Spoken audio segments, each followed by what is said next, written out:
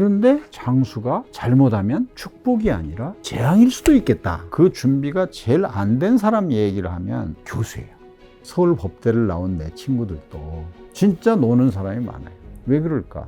지금 내가 이야기하는 생각을 안 해서 그렇다. 15세가 돼요. 그럼 방을 비워야 돼요. 아무것도 할 수 있는 게 없어요. 나락으로 떨어지는 거지. 오래 살게 됐잖아요. 보통 사람은 일단 태어나고 나면 오래 살고 싶어 하잖아요. 그렇게 많은 사람이 원하는 장수 시대가 온 거예요. 바라던 게 왔으면 축복이어야 되잖아요. 그런데 장수가 잘못하면 축복이 아니라 재앙일 수도 있겠다 하는 생각 때문에 장수를 재앙이 아닌 축복으로 만들려면 어떻게 준비해야 될까? 어떤 마음가짐으로 살아야 될까? 하는 것 때문에 노후라는 주제가 테마가 된 거죠. 노령층이라고 하는 분들은 누구냐? 흔히 말하는 베이비 부머라고 하는 이야기를 한번 꺼내보면 한국 전쟁이 끝난 이후에 1955년부터 10년 정도가 많은 사람이 태어났겠죠. 그거를 베이비 부머라고 하잖아요.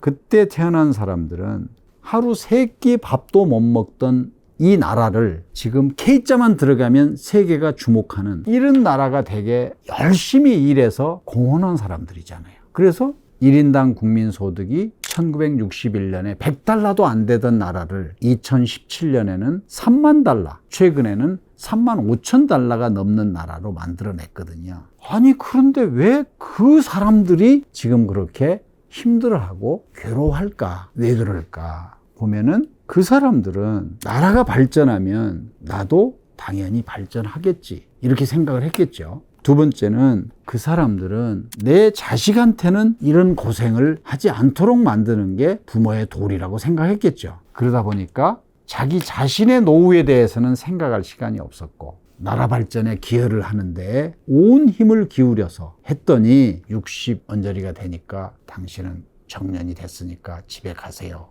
해서 월급을 못 받게 돼서 자기 노후 준비를 안 돼 있는 거예요. 그리고 또 그동안에 벌은 돈은 다 자식 뒷바라지에 다 쓴 거예요. 자신의 노후 준비는 안 돼 있고 자식 보험은 지금 거의 깨져 있고 그러니까 힘들어서 현재 우리나라의 노령층 인구의 빈곤율 선진국 가운데서는 가장 빈곤율이 높고 선진국 평균 자살률보다 2배 이상이 더 많은 이런 현실을 맞이하게 된 거죠. 노후를 망치는 어떤 노후에 돈이 오히려 술술 빠져나가게 되는 그런 리스크들이 있나요? 영어에 우리가 퇴직을 한 사람을 리타이어 했다고 그래요. 리타이어는 리하고 타이어가 합한 거예요. 타이어를 바꿔 끼워야지. 이제까지 자기가 다니던 직장에서 연공 서열에 따라서 대우를 받으면서 매년 올라가는 월급을 받았을 거 아니에요.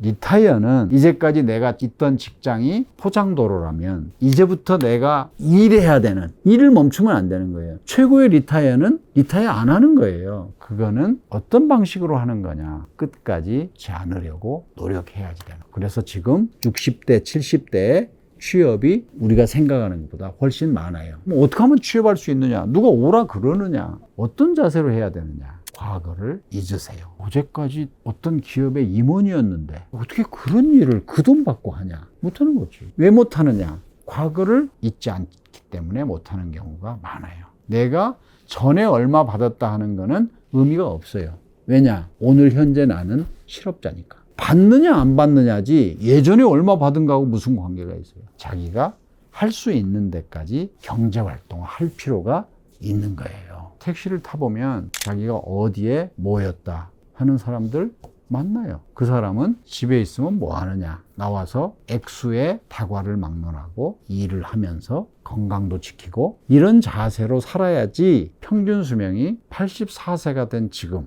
60부터 계속해서 가지고 있는 돈을 까먹고 산다. 안 되는 거죠.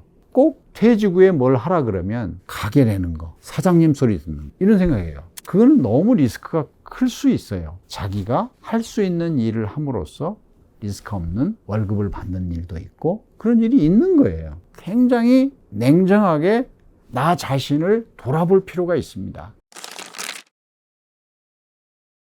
비관적이 아니고 현실적인 이야기를 하면은 그러니까 자기가 그나마 모아놓은 돈을 까먹고 자살을 생각하는 사람들을 많이 보는 거죠. 지금 이야기는 구별을 해야 되는 거예요. 30대, 40대에는 실패해도 다시 일어설 수 있는 기회가 있어요. 60 넘어서 실패해서 모은 돈을 다 까먹었다. 일어설 수 없어요. 자기가 모아놓은 돈에 맞춰서 살으라는 거를 부정적이라고 들으시면 절대 안 되는 거예요. 내가 모아놓은 돈이 3억밖에 없다면 3억에 맞춰서 사는 거예요. 축의금, 부조금 안 내는 거예요. 매달 월급을 받을 때 친구가 아들 결혼시킨다 그러면 냈던 건데 들어오는 수입이 없는데 이제 모아놓은 돈을 까먹고 사는데 체면 때문에 나 안 된다. 그 친구 아들 결혼은 내가 꼭 가서 내야 돼. 안 되는 거죠. 그래서 세대마다 답이 다른 거예요. 젊었을 때에는 도전도 해보고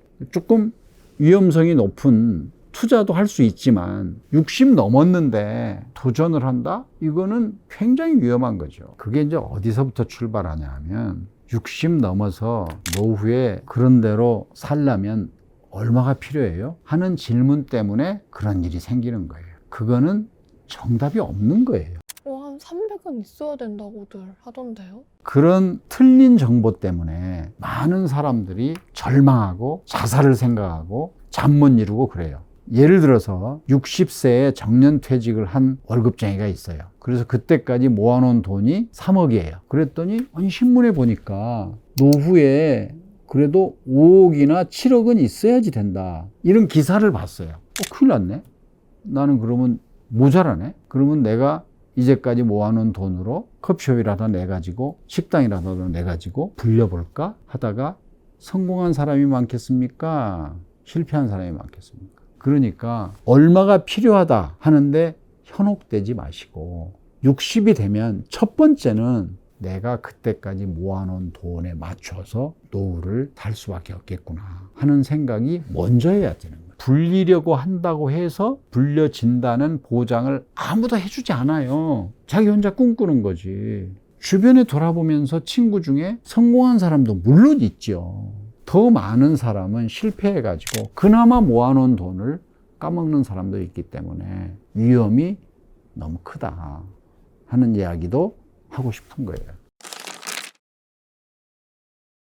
그러니까 집이라고 하는 거는 원래 사는 곳이지 투기하는 곳은 아니에요. 그렇지만 빠른 경제발전 과정에서는 집이라고 하는 것이 투자 대상으로서도 가장 좋았던 거죠. 그러니까 지금 노령층 세대 머릿속에는 집 하나 잘 투자해서 가지고 있으면 되겠지 생각을 하겠죠. 그런데 집은 소득이 아니고 자산이잖아요. 소득이라는 거는 내가 지금 살아가는데 필요한 한 달에 얼마, 1년에 얼마 돈이 필요한 거예요. 내가 등을 대고 자는 집은 소득을 갖다 주는 게 아니라 그게 가치가 얼마라는 거예요. 월급을 못 받게 되면은 소득은 없는데 집만 비싼 집을 가지고 있다. 살 수가 없는 거죠.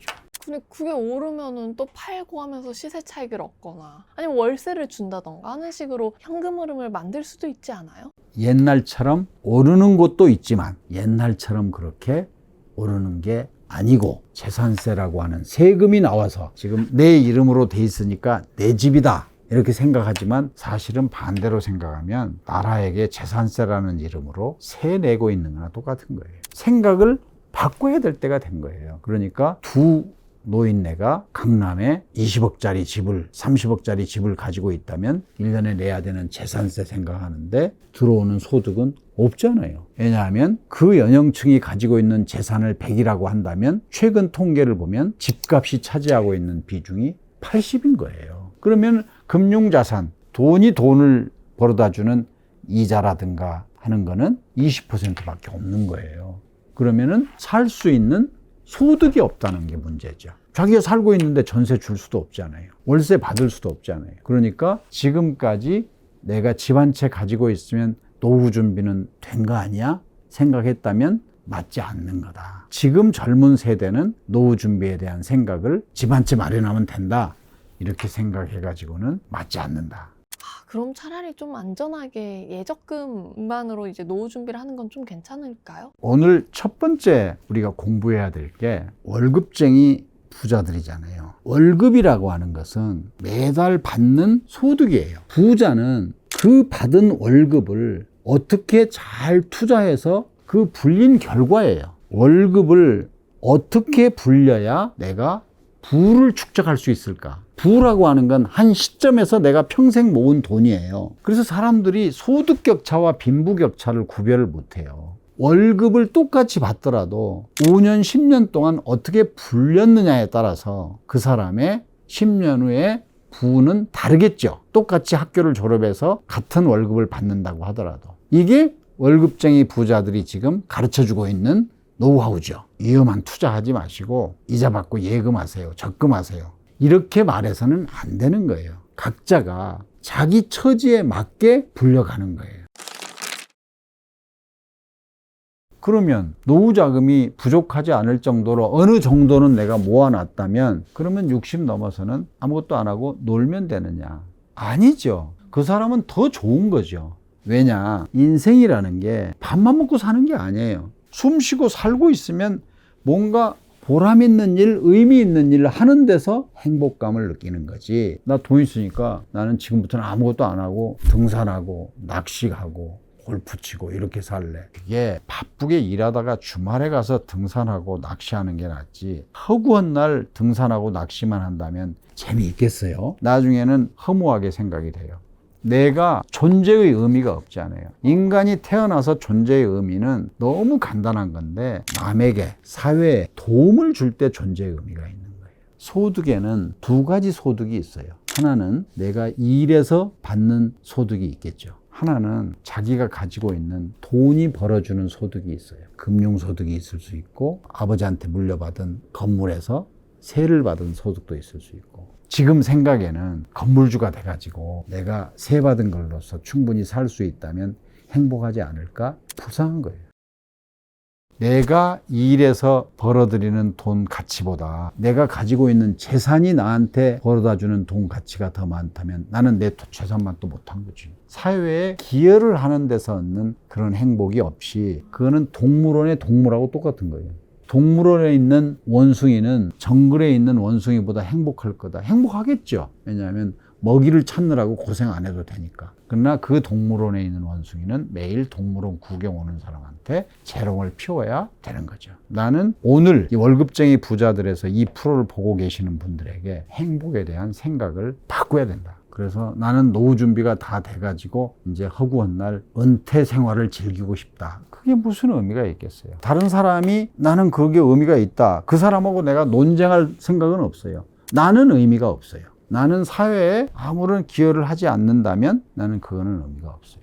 저같이 30대, 40대인 분들은 미래에는 조금 더 내가 좋아하는 일만을 하면서 살기 위해서 지금부터 뭘 해야 될까요? 그래서 지금 이걸 월급쟁이 부자들을 하고 있는 거예요. 30에 출발해가지고 60까지 해야 되는 일이 아니라 하고 싶은 일을 하는 준비를 하자는 거예요. 돈 벌어서 놀자는 뜻이 아니에요. 경제적으로 어느 정도 준비가 돼 있을 때 내 친구들이 거의 다 지금 할 일이 없어가지고 놀고 있어요. 나는 엄청 바빠요. 왜 바쁘냐? 월급쟁이 부자들에 와서 출연을 부탁한다 했을 때 강의 요청이 들어왔을 때 얼마 주느냐 물어본 적이 없어요. 나는 봉사하러 가는 거예요.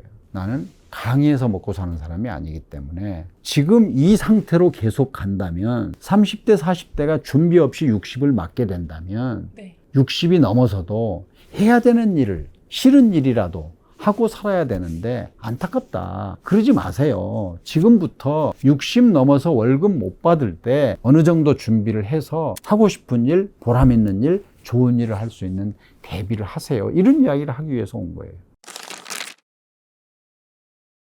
그 준비가 제일 안 된 사람 얘기를 하면 교수예요. 일단 교수가 되기까지가 힘들어서 그렇지 일단 되고 나면은 나이가 들고 65세까지 아무도 간섭 안 하는 1인 관청이 되는 거예요. 그리고 나이가 들면 들수록 후배들이 와서 바닥에 깔아줘요. 그러다가 65세가 돼요. 그럼 방을 비워야 돼요. 아무것도 할 수 있는 게 없어요. 나락으로 떨어지는 거지. 갈 데가 없잖아요. 연구실 빼야 되는데. 그래서 학장하고 정년퇴직한 교수하고 소송 직전까지 간 사람도 있어요. 자기 방이라고 생각하는 거예요. 자기가 교수기 때문에 연구실이 있는 거지 자기가 정년퇴직했으면 후배 교수한테 물려줘야지 학생들 가르칠 거 아니에요. 젊어서부터 나는 정년 퇴임 이후에 어떤 삶을 어떻게 살까 하는 거를 염두에 두고 살아야지 된다. 교수가 제일 생각할 필요가 없잖아요. 65세까지. 내가 원래 법과대학 출신인데 얼마 전에 졸업 50주년 기념 앙코르 수학여행을 갔다 왔어요. 그래도 나름 다 성공한 사람이 많잖아요. 서울 법대를 나온 내 친구들도 지금 현역에서 뭔가 사회를 위해서 일하는 사람보다는 진짜 노는 사람이 많아요. 왜 그럴까? 지금 내가 이야기하는 생각을 안 해서 그렇다고 생각해요. 서울대학교에서 법과대학은 다 국민의 세금 가지고 다닌 거잖아요. 그럼 빚진 거잖아요, 우리가. 그 덕에 뭐 회사에 가서 임원하고 사장하고 뭐 법원장하고 검사장하고 그럼 됐지 뭐. 근데 사회에 다 빚 갚은 거지. 아니라고 나는 생각을 하고 그 이후에도 얼마든지 봉사할 일이 많다고 생각을 하는 거예요. 왜냐하면 내가 빚을 졌다고 생각해요. 누군가의 세금 가지고 여기까지 온 거죠. 그러면 내가 빚을 갚아야죠. 그 무슨 채권, 채무 계약서 쓰고 내가 빚진 건 아니지만, 그리고 거기서 얻는 보람이라는, 거기서 얻는 행복이라는 게 사실 굉장한 거예요. 남에게 도움을 줄 때 느끼는 행복보다 더한 행복은 없어요. 30대, 40대는요, 지금 내가 하고 있는 일에 최선을 다하는 게 노후 준비예요. 그런데 오늘 월부를 보고 계시니까 딱 한 가지만 부탁하는 거지. 60 넘으면 월급은 없는 거지, 소득은 없는 거지. 그러면 60세 전에 경제적인 독립은 준비해 놓는 게 좋겠네. 그리고 경제적인 독립을 했기 때문에 이제는 하기 싫어도 해야 되는 일이 아니라 하고 싶고 즐겁고 보람 느끼는 일을 할 수 있는 자유를 얻겠네. 이런 자세를 가지고 사시면 좋겠다 하는 말씀이에요. 그렇게 준비가 된다면 장수가 재앙이 아니라 축복으로 만들 수 있는 거죠.